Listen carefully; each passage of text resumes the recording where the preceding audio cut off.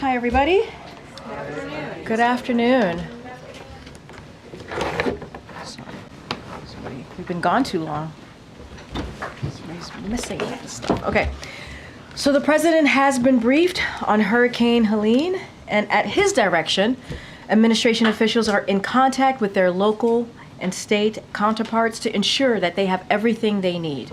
This week, the president approved emergency disaster declaration requests from the governors of Florida, North Carolina, and Georgia, which unlock additional federal resources to help these states respond to the storm. And the entire Biden-Harris administration stands ready to provide further assistance to impacted states as needed. We continue to urge residents, especially those who have been instructed to evacuate, to heed the warnings of local officials. With that, I have here to my right the FEMA administrator, Criswell. Come on up.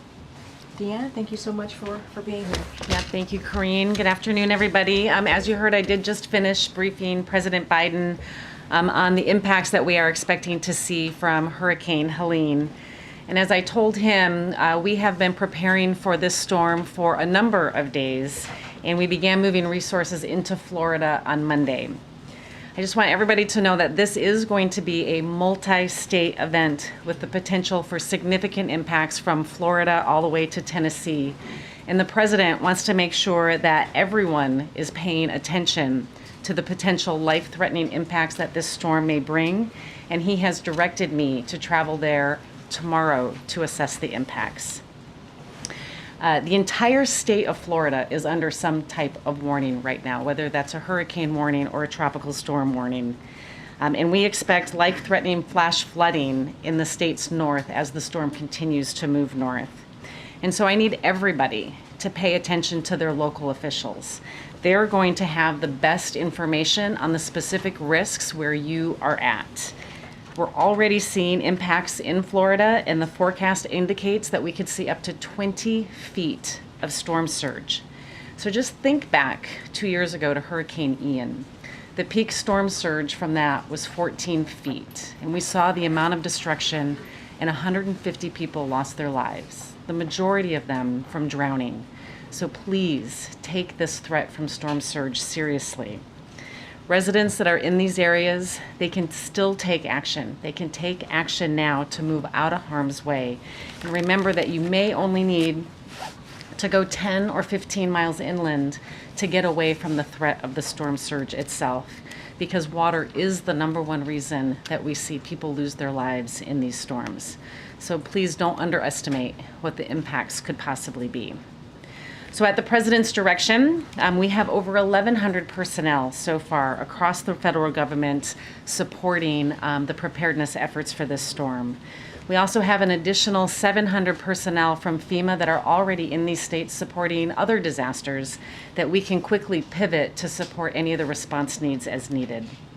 Some of the resources that we have already deployed include 8 search and rescue teams across Florida and Georgia, as well as resources from the Coast Guard, the Department of Defense, to immediately support any life-saving operations as needed. The Army Corps of Engineers has power restoration teams and debris specialists who are going to be able to help restore power and support debris removal operations as soon as it is safe to do so. We have health and medical task forces from Health and Human Services to evaluate the impacts to medical facilities. We have food, water, generators, and tarps that are deployed to staging locations across the region, and so they are easily accessible and movable post-storm. And the Red Cross is actively standing up shelters in areas that are expected to see and feel the impacts from Helene. My regional administrator is currently embedded in the Florida Emergency Operations Center, as well as incident management assistance teams in Florida, Georgia, and Alabama, and we have one currently moving to North Carolina today, so we can ensure seamless communications between the federal government and the needs of the states. I'm very grateful, as you heard, President Biden quickly approved pre-landfall declarations for Florida, Georgia, and North Carolina. And this allows us to immediately provide any of that life-saving support in the coming days.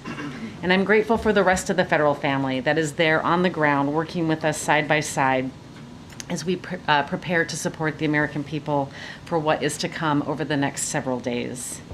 I just want everybody to know that the Biden-Harris administration, we are ready for this event. We have aggressively pre-deployed resources. We are postured for whatever response might be needed. And so let me just say one more time before I take any questions, take the storm seriously. People in Hurricane Helene's path, you need to listen to your local officials.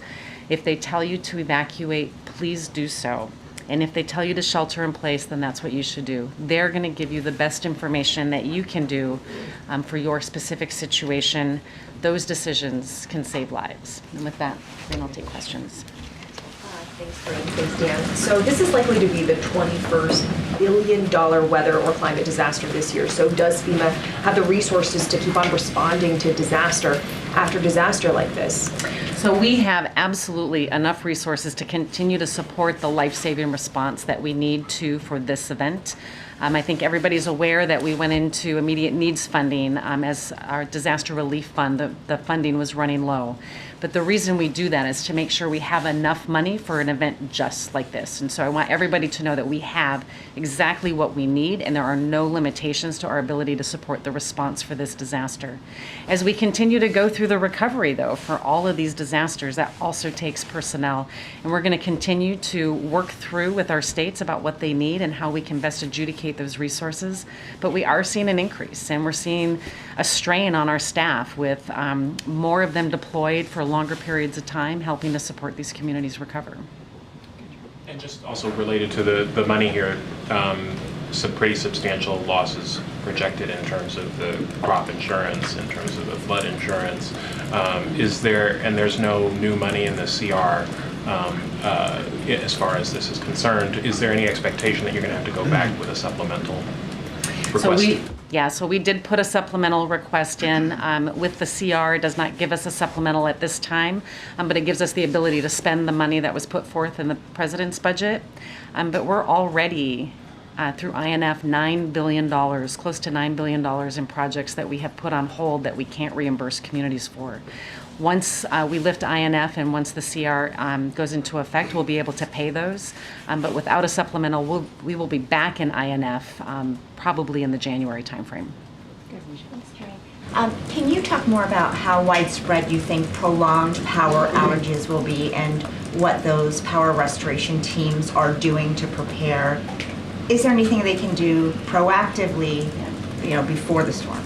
So Florida has a really robust plan, and they have really aggressive targets to try to get the majority of people, I forget what the exact percentage is, I think it was 85 or 90% within 48 hours back up. And they have several thousand resources that have been pre-positioned to come in and support Florida Power and Light or the other utilities to help them get the power back on. We expect widespread power outages from this. When we think about Tallahassee, it's got a lot of tree canopy. So those trees are going to come down and impact those power lines, and the debris and the ability to detangle the debris from the power lines is what could take a long time. The power restoration teams, they do a couple of things from the Army Corps. One, they can help us put generators in on critical facilities to help make sure that those facilities have power, but they can also make assessments on how to prioritize some of the work so we know where we need to put our efforts to help the private sector utility companies get the power restored as quickly as possible. Could you talk a little bit about how the response has changed based on the severity of the storms? I think we're seeing an increasing storms with increasing severity. So how does that change the response for you? I mean, I know it's more manpower, but what else? How else does it change? I think the biggest thing is that we want to get things in place early. This is why we've been moving resources into the area since Monday and we know there's a large population that's really vulnerable in Florida, and so that's why we have so many search and rescue teams that are able to come in and augment the really impressive amount of teams that Florida already has within the state, right? So this is on top of what they already have. And so for us, it's making sure that we are sending more than we think that we'll need, and if I don't need them, I can send them home. What I don't want to do is be short. I want to make sure that I have enough that can support whatever the states might request. Good, MJ. You said that you are headed down there tomorrow. Did you discuss with the president whether it might be possible for him to make the trip down in the coming days? And Secondly, is there a single piece of advice or warning that you wish in these kinds of situations people would heed more seriously that you might want to emphasize in this setting? Yeah, so the purpose of my visit is to assess the impacts, and I'll be briefing him on what those impacts are. I'll leave it to Karine to talk with him about what, actions he might take. But I think the message is take this seriously. I mean, we look at the cone, and the cone is the wind, but the water is what kills people. And so we need to really look at where this storm surge is going to be in Florida. But Georgia, South Carolina, North Carolina, and those Appalachians, they're going to have up to 20 inches of rain in an area that can have significant flash flooding. And that is really life-threatening. And it comes so much faster than what we see from a storm surge, right? They're going to have less warning once the rain starts there. So they need to know what they're going to do now, put those plans in place today for where they're going to go, how they're going to contact their family and their friends, what they're going to need to take with them, like medicine or power devices for medical reasons. It's not too late. They should be able to put those plans together today so they can take the actions that their local officials tell them to do. Thank you. You keep talking about the need to follow evacuation orders if local officials give them. We know from past storms that people don't always heed that, not because they don't want to, but because they can't afford to leave the area, don't have anywhere to go, don't have family members to help them.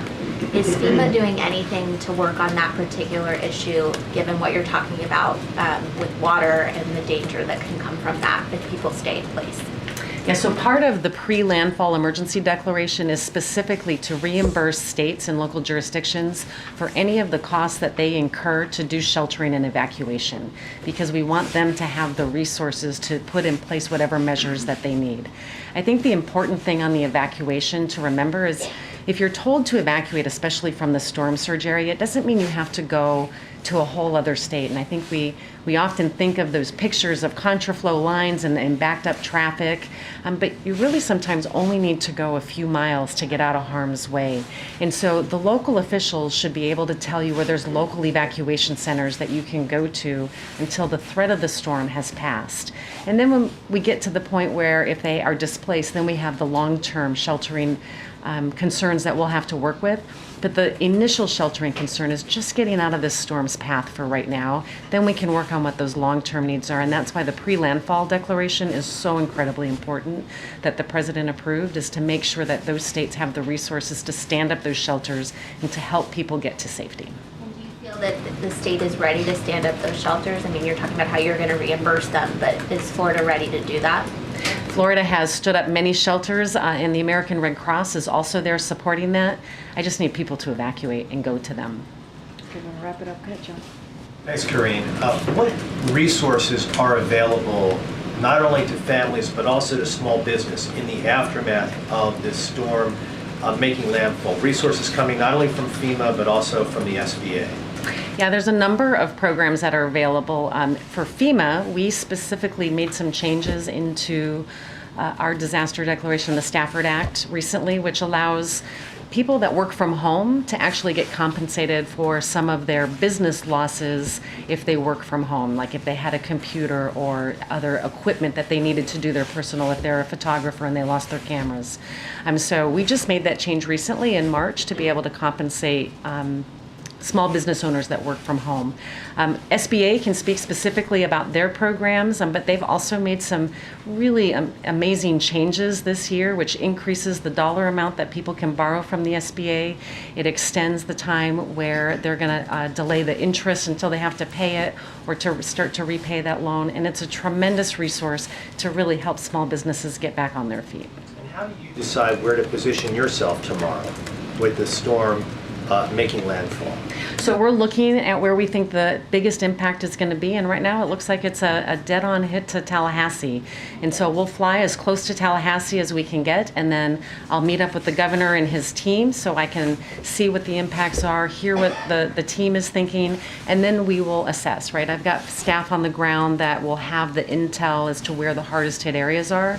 And then typically we like to either get an aerial view so I can fly over and see what some of those damages are, or on the ground if need be.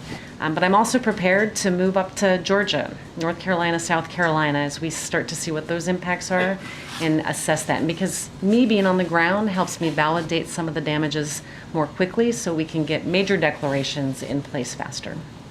Last question. Thank you. At the start of this year, you rolled out reforms to cut some of the red tape for the individual assistance program.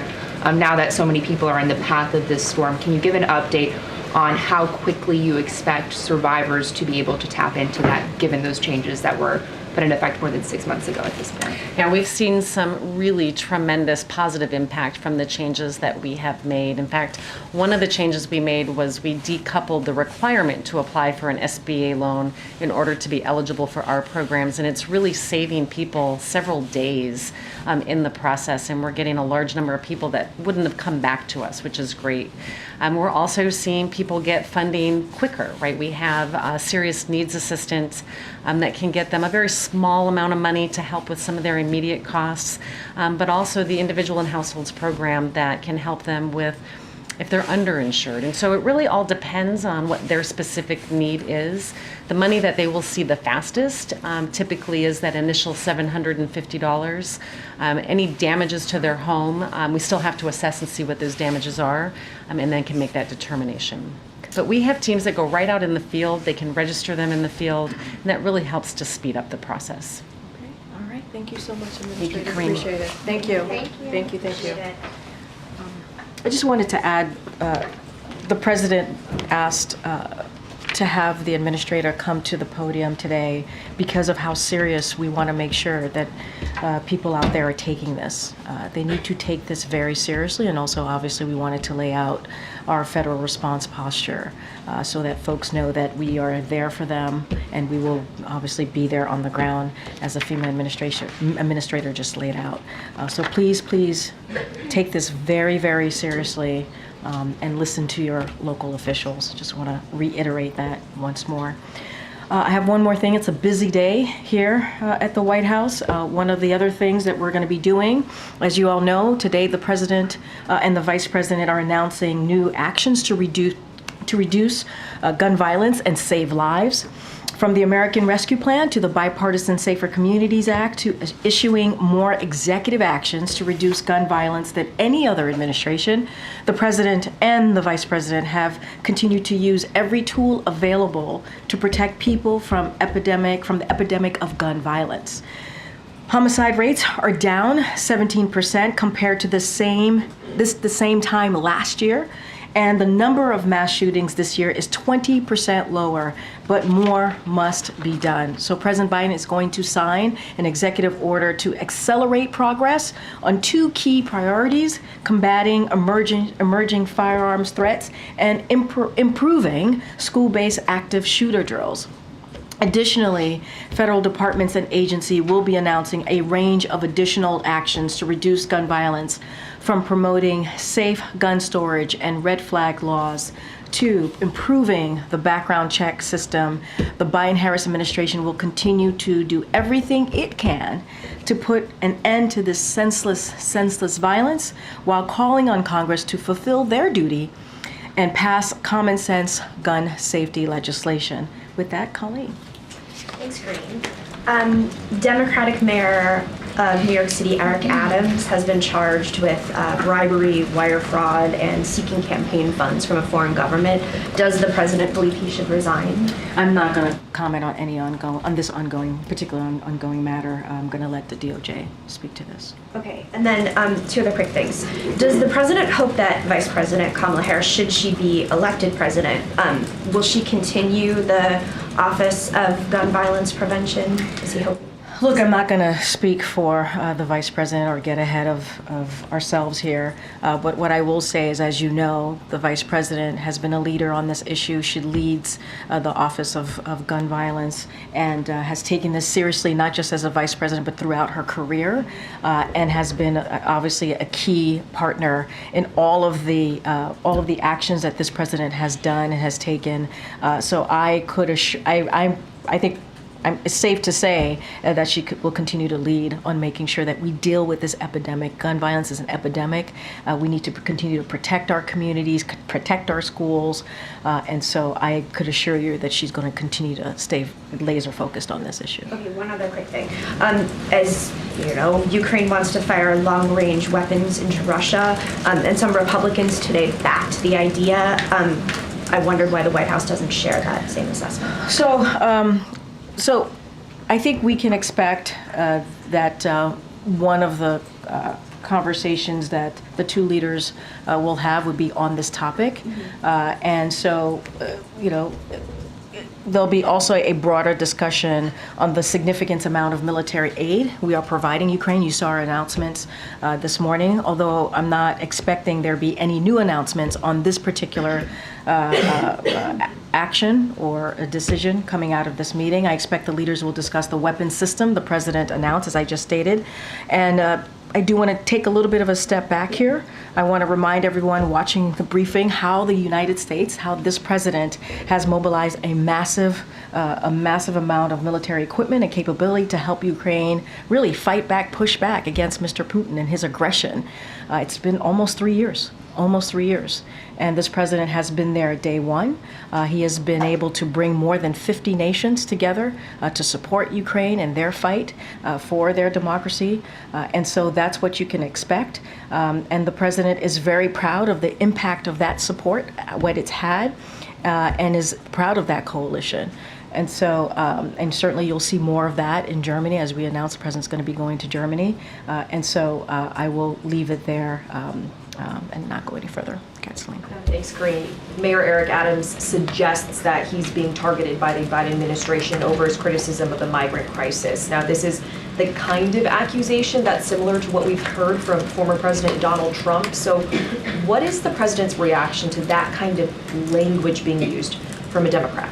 Look, we have been always very clear. The president was clear even when he was running in 2020 that he was going to make sure that DOJ is independent, and the DOJ is handling this case independently. I'm not going to go beyond that.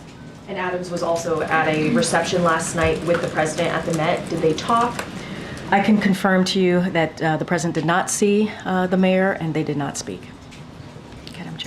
You just mentioned that obviously you expect the two leaders today to discuss the issue of the use of long-range missiles into Russia. Do you know if the president has any openness to changing his policy stance on that? Look, I said it's going to be one of a range of topics that they're going to discuss. And let's not forget, the president and both presidents saw each other recently, just yesterday. They've had multiple bilateral engagements. This is a continuation of that, continuation of the support that you have seen from the United States, and obviously what the president has been able to do in the past 2+ years and bringing nations together to continue to give support to Ukraine. What I said is I could expect this to come up as a topic, but I wouldn't expect any new announcements. I'm just not going to go beyond that. You all will see the president momentarily and President Zelensky in this pool spray, as you know, in the Oval, and so you'll have an opportunity to hear directly from both of them. I just don't have anything beyond. There's no announcement that I would expect coming out of this. Announcement. Just separately on this Lebanon ceasefire proposal that was released last night, I'm sure you saw the Prime Minister's office said the news about a ceasefire is incorrect. What is the disconnect here? You know, we had senior U.S. officials saying last night, suggesting really strongly that they expected the two sides to agree to this proposal, and here we are however many hours later, and the Prime Minister's office is saying no. So a couple of things, as you mentioned, the joint statement last night, you saw that. We and our allies, partners don't believe in an all-out war. That's not the answer here. That's not what we want to see. And that is something that we've been pretty consistent about throughout the past several months.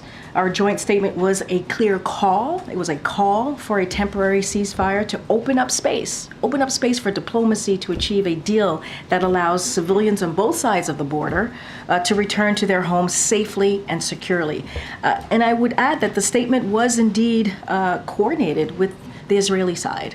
There are now discussions ongoing today in New York. Our teams are continuing to have discussions, and so you'll probably hear more later in the day, but those discussions are ongoing. If it was coordinated with the Israeli side and the expectation last night, as it was shared by senior U.S. officials, was that the two sides would agree to this imminently, why are we hearing from the Prime Minister's office today? I would have to refer you to the Prime Minister's office. I'm just laying out the facts and what we know and what we want to avoid. We do not believe an all-out war is the answer. And we've been very clear about that. The President's been very clear about that.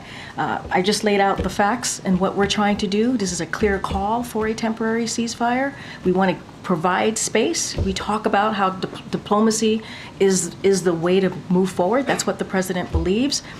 I laid out that the statement was indeed coordinated with the Israeli side. I can't speak for them. They will have to speak for themselves. I'm just laying out what we know, how this came together, and what our end goal is, right, is what we want to see. Do you still expect an agreement to come out imminently? As I just mentioned, we have our teams who are in New York right now. They're currently having those discussions, currently negotiating or discussing this further in New York, and so I'm sure that we will have more to share later in the day. Okay, Francesca. Karine, the President never had a direct conversation with the Israeli Prime Minister about this. Do you expect that he'll call him today or that he'll speak with him tomorrow about this? As you know, they've spoken many times, probably more than a dozen times easily in this past several months, almost a year now, since October 7th. They have decades-long relationship, and so they know each other very well. And when they have discussions, they are very honest and frank. I don't have a conversation to read out, a call to preview at this time. As I stated, and I've said this before, we have said this before, our teams talk pretty regularly, practically on a daily basis. And so that certainly continues as we're talking about this ceasefire, the statement that you saw from the G7 plus our key Middle East partners overnight. So essentially, he did not feel that he needed to talk directly with the Prime Minister because his team was talking to... I mean, their teams talk regularly, as they're doing right now in New York today. And so that is something that will continue to be the case. But they have spoken multiple times. As a conversation between the Prime Minister and the President, I just don't have anything to preview at this time. Sure. Ukraine. His approval today of the long-range bombs, should we take that as a sign that he is more open to allowing Ukraine to strike deeper into Russian territory? Look, our policy has not changed. They're going to talk on a range of issues today. What we can say and what we can commit to is that we will continue to support Ukraine as they continue their fight against Mr. Putin's aggression into Ukraine. And so that is our commitment. That's what the President's focused on. I don't have anything else to add. Okay. On the long-range missile issue, does the White House have a reaction to Putin's comments that would invite a nuclear response?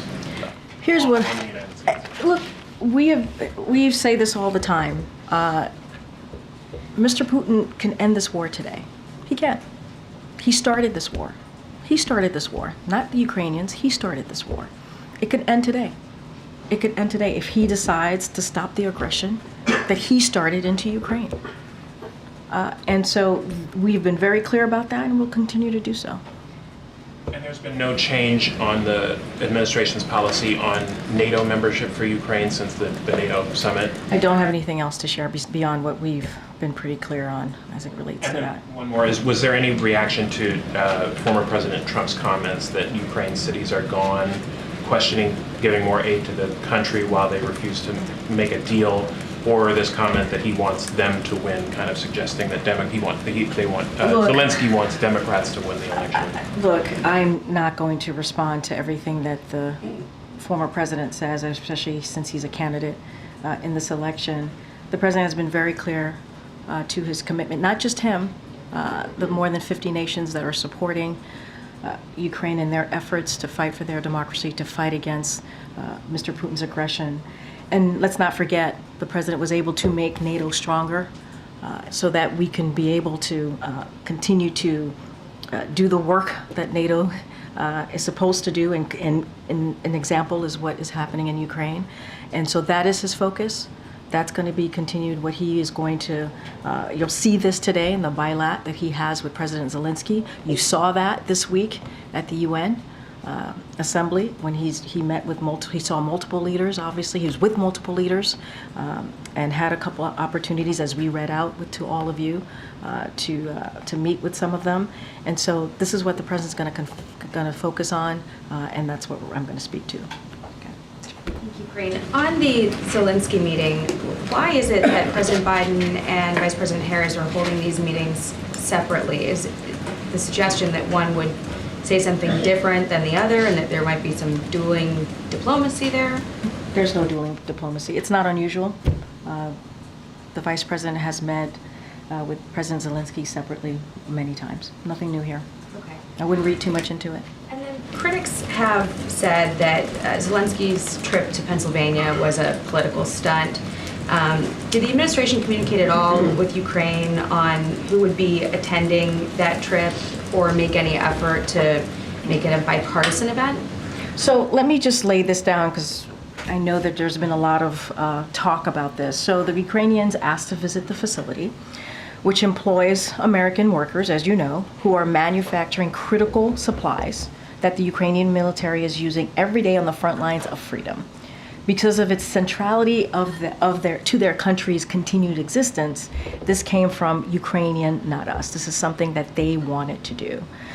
After they made that request, DoD did what it has done for years, figure out how to provide transportation for foreign leaders traveling on U.S. soil, which is common, which happens when they come to the U.S. And the whole world knows this is someone Putin wants dead. He's made very clear when it comes to President Zelensky.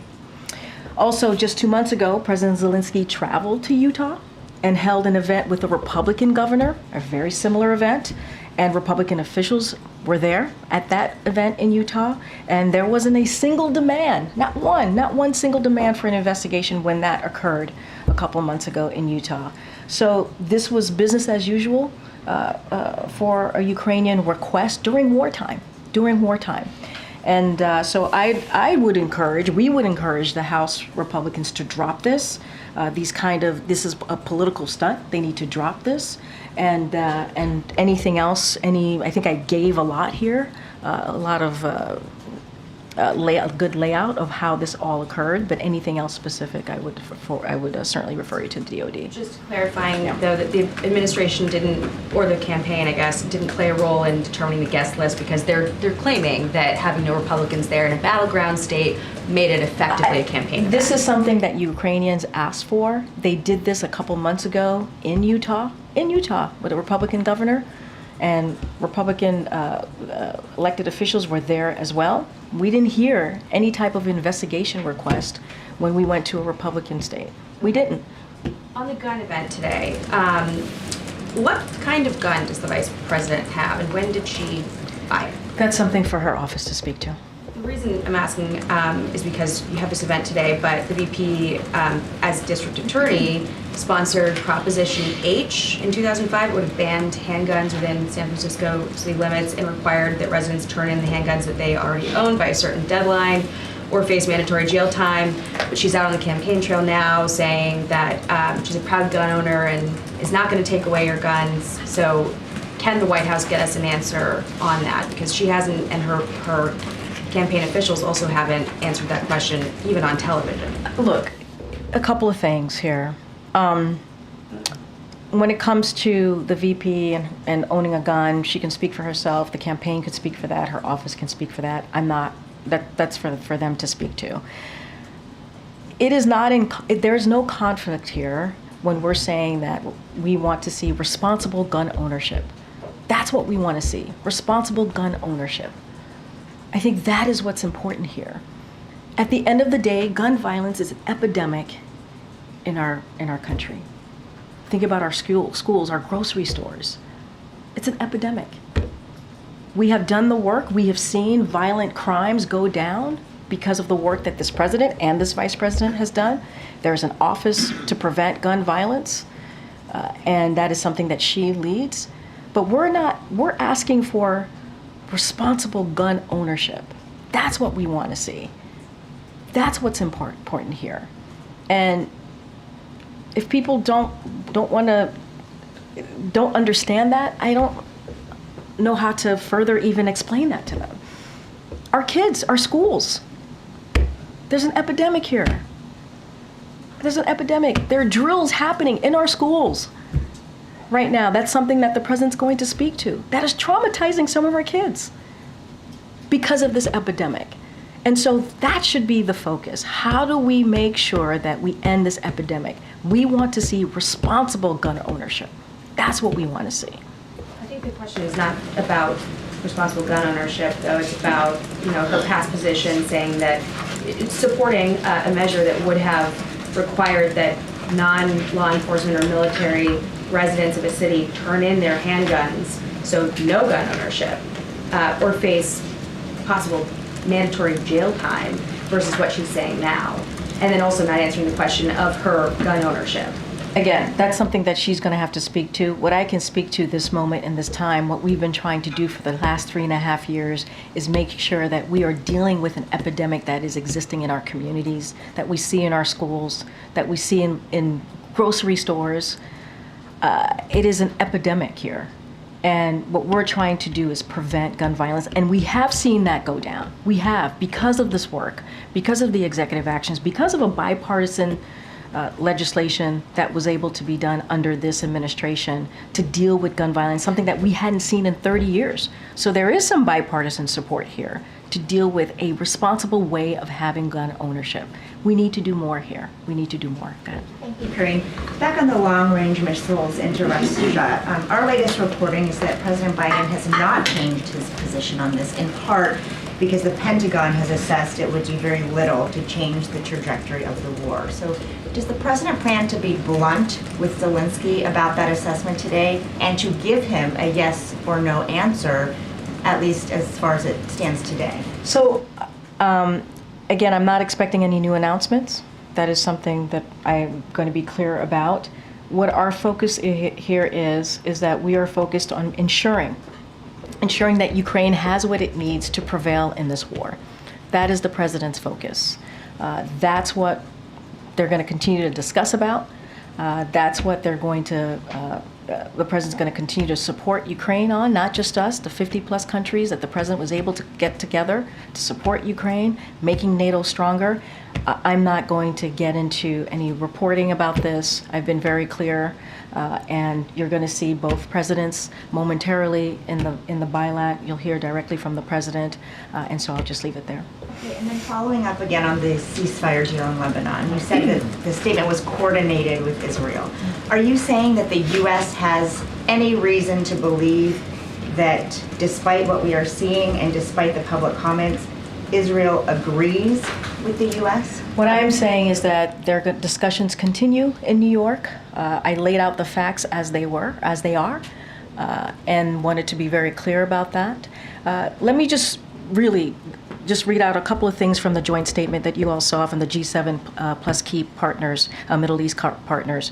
The situation between Lebanon and Israel since October 8th, 2023 is intolerable and presents an unacceptable risk of a broader regional escalation. This is in nobody's interest, neither of the people of Israel nor of the people of Lebanon. It is time to conclude a diplomatic settlement that enables civilians on both sides of the border to return to their homes in safety. Diplomacy, however, cannot succeed amid an escalation of this conflict. So we want to see a ceasefire, a 20-day ceasefire. Those discussions continue. It was something that we laid out, right? It was a plan that we laid out. And so we want to certainly see that move forward, and those discussions continue in New York with our teams. And you've made that abundantly clear. But I guess my question is,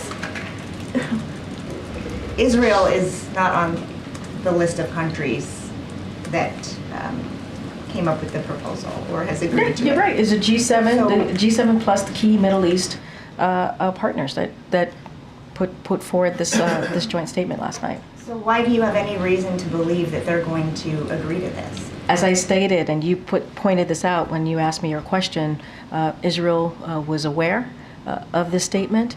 And now, what I can tell you right now, we are having continued discussions that is happening with our teams in New York. And I'm not going to get into private diplomatic engagement, but I can assure you these conversations are continuing. Thank you. Just a quick follow-up on that statement that you read. It refers to the situation as a situation, a conflict, and an escalation. Do we agree at the White House that what we're witnessing between Israel and Lebanon right now is in fact war? I'm not going to get into semantics from here. What we know and what we are seeing is that this cannot continue, and we want this to end, right? We want a peaceful solution here. I'm just not going to get into I guess semantics. I ask right because we've heard the president say, as he said multiple times this week, that he wants to avoid a full-scale war, an all-out war. He said it remains a possibility. That's why they're pursuing this diplomatic solution. But I guess just for our understanding of what an all-out war looks like versus what we're witnessing now. I mean, look, I'm not going to get into. Here's what we want to see. We want to see a 21-day ceasefire to give us the space to have that conversation, so that we can have a negotiation to end this. That's what we want to see. And so we believe this gives us an opportunity to do this by calling for a 21-day ceasefire, to be more clear. And so it's important. It is intolerable what's happening. It cannot continue for both sides. It cannot continue. And so we're going to do everything in our power. The president has been very clear to get to that point. I think it was important. It was important to see a joint statement from the G7 and key Middle East partners. I think it was important to see that. You see countries coming together and seeing what's happening. The tensions need to stop. We need to get to a ceasefire. And so that is what we're trying to get to here. We're going to continue to have this discussion on getting to that 21-day ceasefire. That's continuing in New York, as you know. UNGA continues, right? Even though we're back here. And so our teams are there. They're having those discussions. They're doing these diplomatic conversations. You hear us talk about it all the time. Diplomatic resolution is key. And that's what we're trying to get to. And that's what I think you can see, the type of movement that you've seen from this president, right? When he was at UNGA having conversations with other leaders. And now we've come to a place where we have put this forward, and this is what we believe. If we see this 21-day ceasefire, it gives us the space. It gives us the space to have that conversation. Okay. Thank you, Karine. I'm going to have another go at the ceasefire. Sure. So, the White House said that they don't want to see a wider war, and you wanted to see this 21-day ceasefire. But yesterday, a senior administration official described this proposal as a breakthrough. So A breakthrough. yeah. So what makes you believe that just the parties is listening to you when they did not listen to you over maybe 10 months, and the White House failed to secure a ceasefire between Israel and Hamas? The party changes now is Israel and Hezbollah as opposed to Israel and Hamas. Mm-hmm. So where do you get this optimism when the president always say we are 2 days away from securing the ceasefire, we're 3 days away, until now you're unable to secure a ceasefire and release U.S. hostages. So where is this optimism coming that both Hezbollah and Israel can listen to the White House? So here's the thing. As I stated, our teams have been in discussion. The president certainly has been engaging our teams in particular with Israel and Lebanon throughout this week. And based on those conversations, right, we have had with Israel and Lebanon, and we have had with our partners as well, we felt comfortable in releasing this statement because of those ongoing dialogue, that diplomatic conversation, resolution that we're trying to get to, calling for a ceasefire. And it is up to the parties to respond. I mean, it is up to the parties to respond. But we felt comfortable in releasing that statement last night because we have been having those discussions with Lebanon and Israel. But to your point, it is up to the parties to respond. Now, we put out the statement, the joint statement last night. Conversations continue, discussions continue in New York. And so we're going to continue to move that way. But we have to do something, right? We have to continue to act, and diplomacy is the way to deal with what we have been seeing. I understand. Right? Does the White House have leverage over either party so we don't go to a wider war? We're trying to prevent a wider war. That is what we've been working towards for some time. And we have had these discussions with both Israel, with Lebanon, with our partners, and we felt comfortable enough to release the statement. We believe that diplomatic resolution is key here, and we can't stop. We got to continue to try, right? But it is up to our partners to respond. It truly is. But just because we release the statement, it doesn't stop there. It doesn't. So we're going to have diplomatic discussions as it's happening in New York. It doesn't stop from last night releasing this joint statement, and we'll see where we get. We see where we get to. Question: the number of the people who are being killed in Lebanon is over 600 now, 2,000 wounded. Do you believe that these are legitimate target, including the number of the dead, also women and children? And do you believe that it will still operate within international law? Here's what I can say. We want to see the tensions end. We want to see a ceasefire. That is what it's what we're seeing right now, and this is in our statement. It is intolerable what's going on right now. It cannot continue, and it's not good for either side. It is just not. This is why we're trying to get to a diplomatic solution here. And you mentioned children and women. Nobody wants to see that. We don't want to see that. And so we're trying to get to a diplomatic solution. That's why we called for, we laid out a path, a call for a 21-day ceasefire. And that's why we're continuing to have these diplomatic solutions, right? Diplomatic conversations. We have to do this. We have to. That is the way out of this. And I know we have to wrap pretty soon. Go ahead, Garen. In response to a criminal complaint filed against Donald Trump and J.D. Vance, Congressman Clay Higgins of Louisiana, in a social media post, described Haitians as, quote, gangsters, and Haiti as, quote, the nastiest country in the Western Hemisphere. He has since deleted that post. CBC Chairman Stephen Horsford tried to censure him in the House yesterday, was blocked by Republicans. But what is the White House's reaction to Higgins' post and the failed effort to hold him accountable? Look, I'm not going to speak to House actions and how they go about their business. That is for them to decide how they're going to deal with individual congressional members.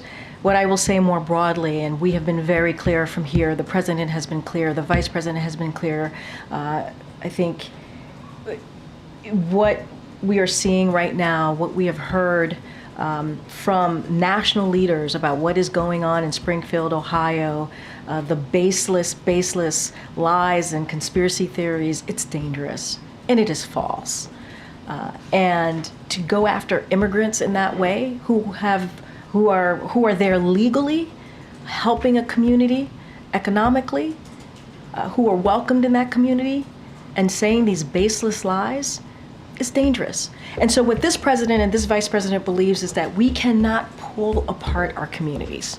They want to bring together our communities. That is what you have been seeing over the last 3.5 years. And conspiracy theories like this are harmful, and we have seen this already, how dangerous this is. How dangerous this is to go after, in this particular instance, Haitian migrants who are welcomed in that community. And it has not just been denounced from us, denounced from the governor of Ohio, denounced by the police department, local police department, the city manager of Springfield. I mean, on and on, by Republicans who have denounced this. And so it's unfortunate that we have national leaders who are playing political stunts and political games. And so that is what we're going to continue to speak to. We are about bringing our communities together, not tearing them apart. Just one more question. Sure. Death row inmate Marcellus Williams was executed in Missouri on Tuesday despite concerns about evidence and jury selection process in his 1998 case. Despite the St. Louis County prosecutor and the victim's family requesting that he live, Missouri's governor, attorney general, and the Supreme Court ultimately failed to intervene. Considering this and the president's stance against the death penalty, what does he personally think of Williams' execution? So obviously I can't speak to this case specifically. I can't do that from here, but the president has long talked about his serious concerns about the death penalty as currently implemented and whether it is consistent with the values fundamental to our sense of justice and fairness. He supports the Attorney General's decision to issue a moratorium on federal executions while the Department of Justice conducts a comprehensive review of policies and procedures governing the federal death penalty. And so I'll leave it there. I know I gotta go. Go ahead. Thank you, Corinne. Just to follow up again on the Lebanon, is the administration meeting at all with Prime Minister Netanyahu while he's in the U.S.? I don't have any meetings to preview, but I can tell you, as I've said multiple times, our teams in New York are meeting. And so I will just leave it there. And they're in regular conversation as it relates to the Israeli government. Our teams here are in regular conversations on a practically daily basis. And so the teams are in New York having meetings about this particular ceasefire call that we put forward. You mentioned that the efforts doesn't stop with the announcement last night. Say that one more time. You mentioned that the diplomatic efforts No, does not stop. I mean, it's happening right now in New York. Yes. My question is, in order to make it different than the announcement that obviously President Biden was comfortable in announcing a few months ago on the Gaza ceasefire, in order to make that different than the announcement he made last night with other leaders, would he consider conditioning aid to Israel? I don't have anything else to lay out beyond the statement that you saw from not just us, the G7 leaders, and also key Middle East partners as well. Don't have anything beyond that. We have not changed, obviously, our position on that. We want to have a diplomatic resolution. That is what we've been saying for some time now, and this is one of the ways that we want to move forward on this. Briefly also on Afghanistan, the Taliban have formally sought to join the upcoming BRICS summit. What is the administration's stance on the Taliban's bid to join BRICS, and how do you assess the geopolitical implications of Taliban's growing ties with China and Russia? So look, we'll let the Taliban speak for themselves here. But we have been very clear that we judge the Taliban by what they do, not by what they say. We've been very consistent about that. The Taliban want international legitimacy to be removed from sanctioned list and foreign financing to restart the Afghan economy. These aspirations require the Taliban to live up to their commitments. At minimum, Afghanistan cannot strengthen its economy unless women are able to participate in all aspects of society without limitations. So we will continue to engage with the Taliban on matters of our interest, for example, on respect for the rights of women and girls and the return of wrongfully detained U.S. Citizens, and that's how we're going to move forward with them. All right, we gotta go. All right, thanks, guys.